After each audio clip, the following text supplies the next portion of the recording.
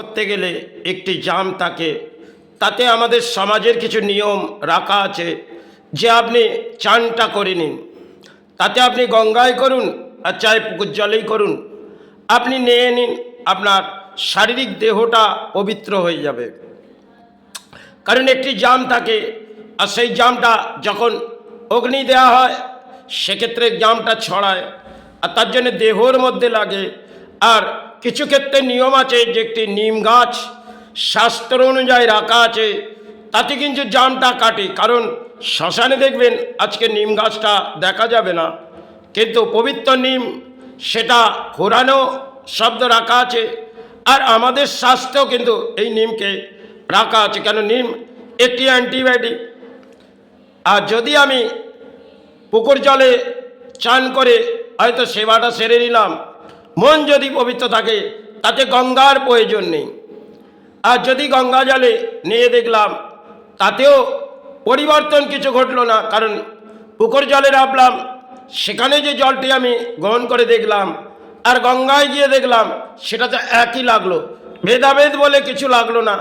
তাই একটা জায়গার মাঝে পড়ে হয়তো সেবাটা বুঝলাম, কিন্তু যে সেবায় এই জলটি দিলাম সেটা হয়তো যে জলটি গ্রহণ করলাম সেটাই সেবায় চালালাম, কিন্তু এটা আত্মবৃত্তির মাঝে হয়তো সেবাটা চললো, কিন্তু তাতে সমাজ মেনে নেবে না। কারণ সমাজের কাছে একটা পুণ্যত্ব হচ্ছে গঙ্গার জল না হলে এই সেবা পবিত্র হবে না। আর সেবার উপকরণ করতে গেলে, ভাতৃরূপে সেবা করতে গেলে আপনাকে গঙ্গায় গিয়ে এক ঘটি জল নিয়ে এসে আপনাকে মাতৃর সেবা করতে হবে।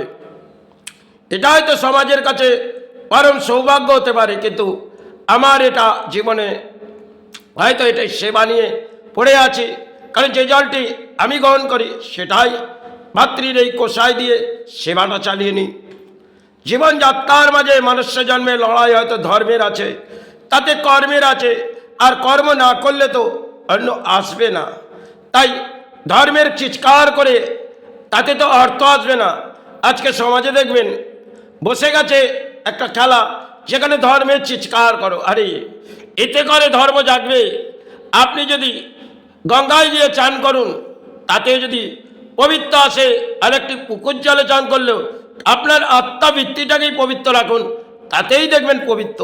আজকে সেখানে দেখবেন আজকে সমাজে কিছু নিয়ম আছে, মায়ের কাছে দান দিন, আর মায়ের কাছে দান না দিলে তাহলে আপনার সেবা গ্রহণ হবে না।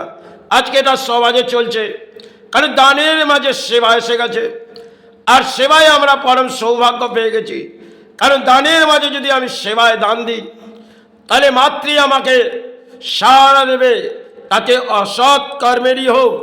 আর সৎকর্ম বলে তো আজকে পরিস্থিতি কিছুই নেই।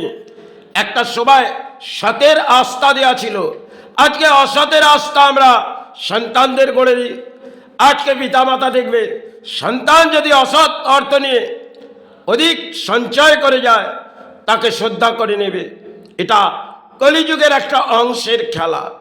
কারণ এক্ষেত্রে আমি একটা সময় আমার নিজের শাশুড়ি যখন দেয়াল তোলে, তাহলে আমার করণীয় যোগ সেবা সেটাকে তো বন্ধ করা যাবে না।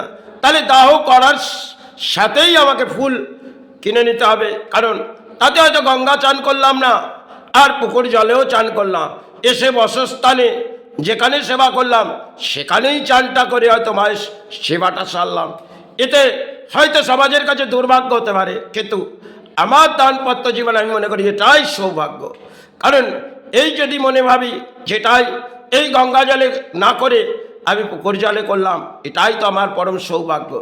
আজকে সমাজে দেখবেন উৎপাত হয়ে লড়াই হচ্ছে ধর্মের ক্ষেত্রে, এটা মনে করি না যেই সমাজ যে জায়গায় চলে এসে তাকে ফিরে কিছু আসা যাবে না।